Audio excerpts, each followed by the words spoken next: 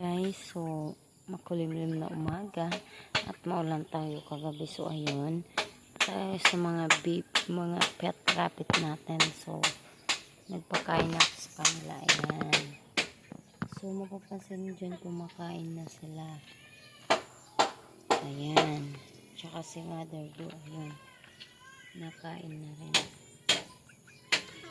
Yung mga bibi niya guys, 4 na lang sila kasi bumigay yung isa sa lamig. So yung ginawa namin, yung kapatid ko, ayan, nilagyan yung isang plastic, paikot yan until doon sa likod. Tapos ito, lanchaw para in case umulan, di siya ulanan. So lalagyan na lang natin sila ng water at isang tapo.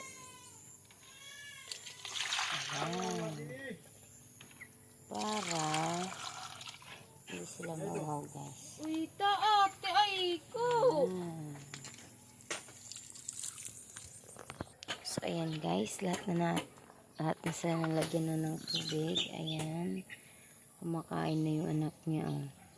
Ito pa, ayun, yung dalawa magkaharap. Tapos mother do, ayan. So na lang guys yung mga kid niya. Ayan, apat na lang sila. Yung isa kulay brown. So ayan, si mother do kumakain.